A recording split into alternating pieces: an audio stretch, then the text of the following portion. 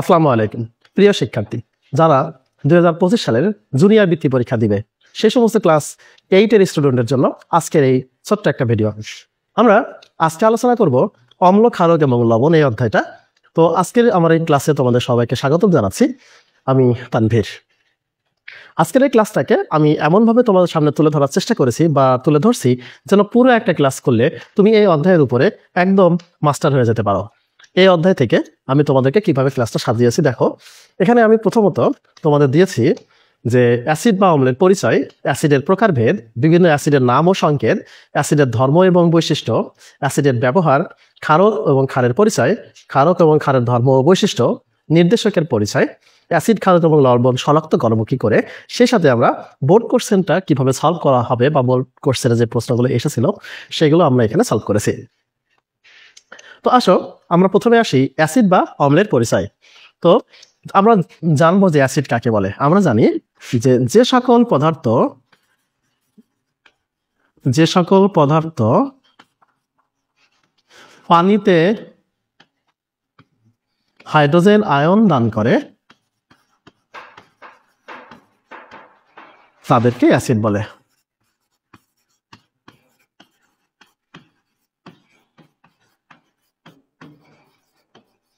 দেখো, যে সকল পদার্থ পানিতে হাইড্রোজেন আয়ন দান করে তাদেরকে অ্যাসিড বলে। আমি যদি দেখি HCl, তাহলে HClটা যদি আমরা পানিতে দিই তাহলে H+ উৎপন্ন হয় আর Cl- উৎপন্ন হয়। যেহেতু HCl পানিতে হাইড্রোজেন আয়ন উৎপন্ন করে, কাজে আমরা এই HClটাকে বলবো একটা অ্যাসিড। ঠিক একইভাবে দেখো H2SO4 সালফিউরিক অ্যাসিড, এটাও যদি আমরা পানিতে বিয়োজিত করাই তাহলে এখানেও H+ আর SO4 2- উৎপন্ন হবে।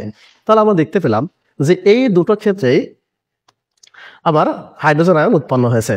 আর যে সকল পদার্থ এই পানিতে হাইড্রোজেন আয়ন উৎপন্ন করবে তাদেরকে আমরা বলবো অ্যাসিড। তো দেখো আমরা যেই HCl এবং H2SO4 নিলাম, এরা দুটোই পানিতে H+ উৎপন্ন করে, কাজেই এদেরকে আমরা দুটোইকে বলতে পারবো এরা অ্যাসিড। এবার আসো দেখো যে অ্যাসিডের প্রকারভেদ। অ্যাসিড আমরা কয় ভাগে ভাগ করতে পারছি? তোমাদের বই অনুযায়ী অ্যাসিডকে আমরা 2 ভাগে ভাগ করব তার প্রাপ্যতার উপর ভিত্তি করে। উৎস কোথা থেকে আমরা পাচ্ছি, উৎসের উপর ভিত্তি করে অ্যাসিড হবে আমার 2 প্রকার। একটা হলো জৈব অ্যাসিড আর একটা হলো অজৈব অ্যাসিড। একটা জৈব অ্যাসিড আর একটা অজৈব অ্যাসিড।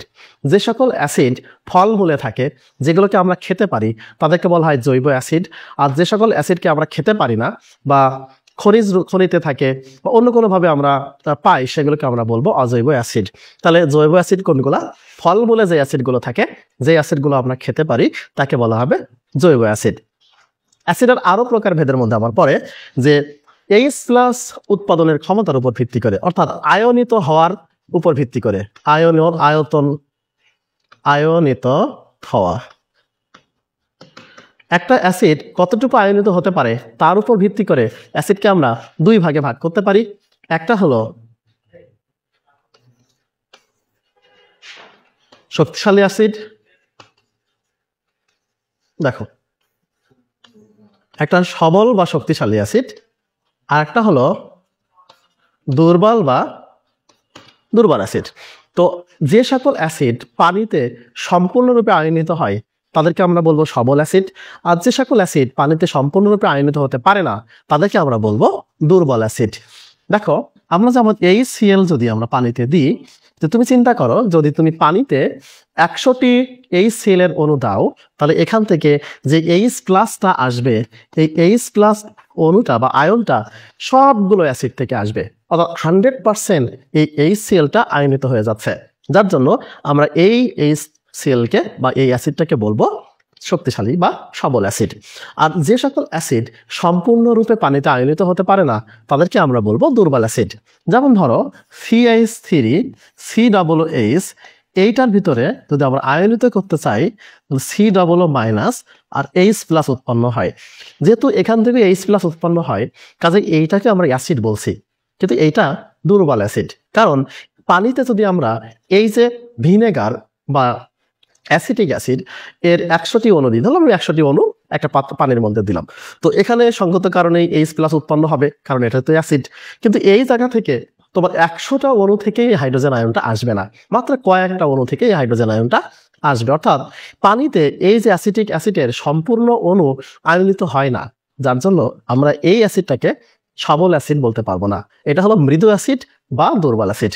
আবার দেখো আমরা আরো ভাগ করতে পারি যে লঘু অ্যাসিড বা গাঢ় অ্যাসিড। লঘু বা গাঢ়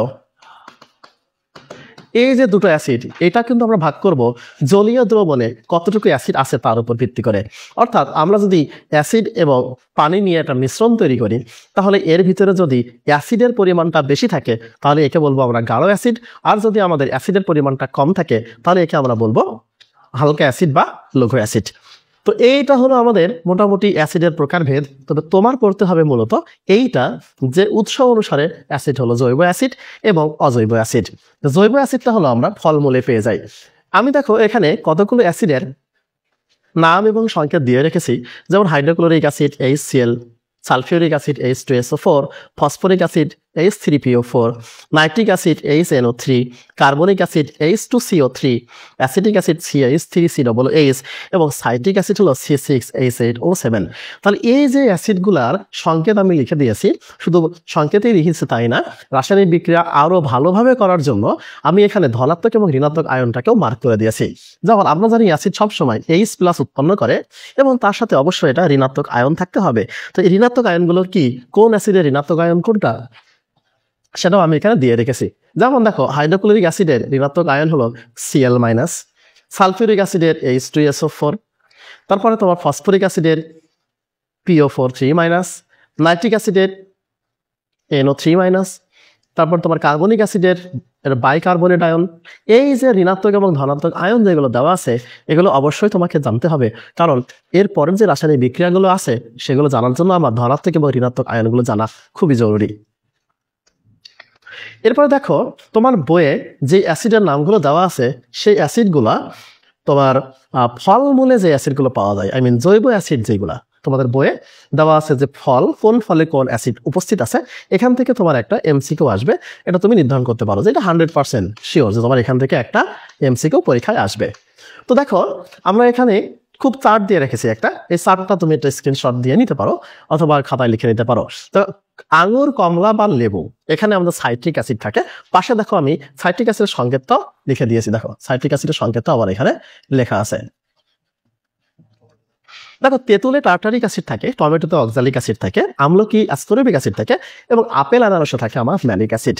এই দেখো, তো জৈব মানে ফলমূলে অ্যাসিড থাকে তার অনেকগুলো প্রমাণ আমি ক্লাস 9-এ উঠে যখন শেখাবো তখন তোমরা শিখবে বা এরপর জানতে পারবে। সেটা ধরো এমন যে অনেক সময় দেখি না আমরা কাঁচা আম টক লাগে, কিন্তু পাকা আম তো মিষ্টি লাগে। কাঁচা আম টক লাগে কেন? কারণ কাঁচা আমে থাকে জৈব অ্যাসিড, সাকসিনিক অ্যাসিড এবং ম্যালোইক অ্যাসিড নামক এক ধরনের অ্যাসিড থাকে কাঁচা আমে, যার কারণে কাঁচা আমটা টক লাগে। কিন্তু এই কাঁচা আম যখন পেকে যায় তখন জৈব রাসায়নিক পরিবর্তনের মাধ্যমে এই অ্যাসিডগুলো গ্লুকোজ এবং ফ্রুক্টোজে পরিণত হয়। অর্থাৎ এই কাঁচা আমগুলো যখন পেকে যাচ্ছে তখন সেটা আর অ্যাসিড থাকছে না, যার জন্য তখন সে মিষ্টিতে পরিণত হয়ে যাচ্ছে। তাই কাঁচা আম টক লাগে, কিন্তু আম পাকলে সেগুলোকে আবার মিষ্টি লাগে। এবার দেখো অ্যাসিডের ধর্ম। অ্যাসিডের ধর্মটা তোমাকে জানতে হবে, কারণ এইখান থেকে যে সৃজনশীলটা আসে সেখানে অ্যাসিডের ধর্ম থেকে প্রশ্ন থাকবে, এটা আমি বলতে পারি 100% থাকবে। তোমার এই অম্লক্ষারক লবণ থেকে যদি প্রশ্ন আসে তাহলে এই অ্যাসিডের যে ধর্ম এবং বৈশিষ্ট্য বা ব্যবহার, এখান থেকে যে প্রশ্ন আসবে এটা একদম অবধারিত, তোমাকে পড়তেই হবে। আসো আমরা দেখি অ্যাসিডের কি কি ধর্মগুলো আছে। অ্যাসিড হলো টক স্বাদযুক্ত, অ্যাসিড জলীয় দ্রবণে হাইড্রোজেন আয়ন দান করে, তার সংজ্ঞাতেই আমরা শিখে এসেছি। আর অ্যাসিড হলো নীল লিটমাস পেপারকে লাল করে। তাহলে আমরা তিনটা জিনিস শিখলাম কি? অ্যাসিড হলো টক স্বাদযুক্ত, অ্যাসিড জলীয় দ্রবণে হাইড্রোজেন আয়ন দান করে, আর অ্যাসিড নীল লিটমাস পেপারকে লাল করে। এইটা আমরা শিখলাম। এরপরে দেখো অ্যাসিড ধাতব কার্বনেটের সাথে বিক্রিয়ায় লবণ, পানি এবং কার্বন ডাই অক্সাইড তৈরি করে। বিক্রিয়াটা খুব ভালো করে বোঝো কি বলছে দেখো, এই বাংলাগুলো কিন্তু মনে রাখতে হবে। অ্যাসিড ধাতব কার্বনেটের সাথে বিক্রিয়া করছে, অ্যাসিড ধাতব কার্বনেটের সাথে বিক্রিয়া করছে, করে কি করছে? লবণ তৈরি করছে, পানি তৈরি করছে আর কার্বন ডাই অক্সাইড তৈরি করছে। অ্যাসিড ধাতব কার্বনেটের সাথে বিক্রিয়া করে লবণ, পানি এবং কার্বন ডাই অক্সাইড তৈরি করছে। তো এই বিক্রিয়াটা আমরা একটু সংক্ষেপে বুঝি। দেখো, আমরা যদি বলি যে অ্যাসিড যোগ ধাতব কার্বনেট, অ্যাসিড যোগ ধাতব কার্বনেট, এটা মিলে আমার কি হচ্ছে দেখো, লবণ, পানি আর কার্বন ডাই অক্সাইড তৈরি করছে। অ্যাসিড ধাতব কার্বনেটের সাথে বিক্রিয়ায় লবণ, পানি এবং কার্বন ডাই অক্সাইড তৈরি করছে। তুমি কি জানো ধাতব কার্বনেট কি? তাহলে আমি তোমাকে আগে ধাতব কার্বনেটটা শেখাই। দেখো, ধাতব কার্বনেটটা যদি আমরা শিখতে চাই তাহলে এখানে দুটো ব্যাপার আছে। একটা হলো যদি সংক্ষেপে বুঝি আমরা যে ধাতব আয়ন আর কার্বনেট আয়ন, ধাতব আয়ন আর কার্বনেট আয়ন মিলে আমার ধাতব কার্বনেট তৈরি হয়। তাহলে ধাতব আয়ন, ধাতু থেকে আমরা যেই আয়নটা পাচ্ছি সেটা হলো ধাতব আয়ন। যেমন দেখো, আমি যদি এখান থেকে একটু হিসাব করি যে সোডিয়াম যদি পাই, সোডিয়াম ধাতু, তাহলে এর আয়ন কি হবে? Sodium plus. কার্বনেট আয়নটা কি বলতো? CO3 2-, এটা হলো কার্বনেট আয়ন। তাহলে এই সোডিয়াম এবং কার্বনেট এটা মিলে আমার যেটা তৈরি করবে সেটাই হবে সোডিয়াম কার্বনেট। দেখো, সোডিয়ামের যোজনী কত? 1, কার্বনেটের যোজনী কত? 2। তাহলে আমার সংকেতটা কি হবে? Na2CO3, sodium carbonate. তাহলে আমি যদি এখন এই সোডিয়ামের জায়গায় ম্যাগনেসিয়াম দিতাম তাহলে কি দাঁড়াতো বলতো? ম্যাগনেসিয়ামের যোজনী 2, কার্বনেটের যোজনীও 2, তাহলে আমার যৌগটি দাঁড়াতো ম্যাগনেসিয়াম কার্বনেট। এটা হলো সোডিয়াম কার্বনেট, এটা হলো ম্যাগনেসিয়াম কার্বনেট। এবার তুমি অ্যাসিড হিসেবে কি নিবা? অ্যাসিড হিসেবে তুমি যদি এখানে HCl নাও তাহলে হলো ধাতব কার্বনেটের সাথে অ্যাসিডের বিক্রিয়া। তো আমরা জানি অ্যাসিড ধাতব কার্বনেটের সাথে বিক্রিয়া করে সব সময় লবণ, পানি এবং কার্বন ডাই অক্সাইড তৈরি করে। তাহলে তুমি আগে এখানে পানি দিয়ে দাও, কার্বন ডাই অক্সাইড দিয়ে দাও, বাকি থাকে তোমার লবণ উৎপন্ন হওয়া। তো লবণটা উৎপন্ন হবে কোথা থেকে? দেখো, লবণের ধনাত্মক অংশ আসবে অ্যাসিড থেকে, লবণের ধনাত্মক অংশ আসবে এই ধাতব কার্বনেটের ধাতু থেকে, আর অ্যাসিডের ঋণাত্মক অংশ থেকে আসবে আমার এই লবণের ঋণাত্মক প্রান্ত। তাহলে সোডিয়াম কার্বনেটের সাথে HCl বিক্রিয়া করছে, তাহলে আমার হবে কি, এর ধনাত্মক অংশ সোডিয়াম আর এর ঋণাত্মক অংশ ক্লোরিন। ওই যে আমি প্রথমে বলেছিলাম যে আমাদের একটা অ্যাসিডের H+ ধনাত্মক হয় আর বাকিটা ঋণাত্মক হয়। তাহলে এইটা হলো ধনাত্মক, ওইটা ঋণাত্মক। তাহলে আমার কি হবে? লবণটা, লবণ হবে NaCl, সোডিয়াম এবং ক্লোরিন মিলে NaCl হলো। ঠিক একইভাবে তুমি যদি এই জায়গায় তোমার সালফিউরিক অ্যাসিড দাও, দেখো H2SO4 দিলা, তাহলে এটা ধাতব কার্বনেট, এটা অ্যাসিড। অ্যাসিড এবং ধাতব কার্বনেট বিক্রিয়া করবে, লবণ, পানি এবং কার্বন ডাই অক্সাইড হবে। তাহলে তুমি এখানে অনায়াসে দিয়ে দিতে পারো যে এখানে তোমার অবশ্যই পানি হবে এবং কার্বন ডাই অক্সাইড হবে। তাহলে এবার প্রশ্ন হলো, এই জায়গায় কোন লবণ তৈরি হবে? আবার সেই টেকনিকটা ফলো করো। এখানে ম্যাগনেসিয়ামের ধনাত্মক আয়ন আর অ্যাসিডের ঋণাত্মক আয়ন, এটা মিলে আমার লবণ হবে। ম্যাগনেসিয়ামের যোজনী কত? দেখো 2, এখানে সালফেটের যোজনী কত? 2। তাহলে আমার যে লবণটা তৈরি হবে সেটা হবে MgSO4, ম্যাগনেসিয়াম সালফেট। তাহলে আমরা কি শিখলাম? অ্যাসিড ধাতব কার্বনেটের সাথে বিক্রিয়া করে লবণ, পানি এবং কার্বন ডাই অক্সাইড তৈরি করে। অ্যাসিড ধাতব কার্বনেটের সাথে বিক্রিয়া করে লবণ, পানি এবং কার্বন ডাই অক্সাইড তৈরি করে। এরপরে দেখো, পরের লাইনে বলছি অ্যাসিড ধাতব বাইকার্বনেটের সাথে বিক্রিয়া করে লবণ, পানি এবং কার্বন ডাই অক্সাইড তৈরি করে।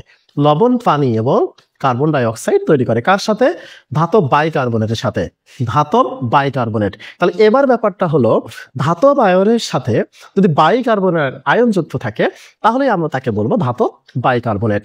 তাহলে দেখো, ধাতু আমরা যদি বলি যে ধাতু প্লাস বাইকার্বনেট, ধাতব আয়ন, কিন্তু ধাতব আয়ন যদি বলি ধাতব আয়ন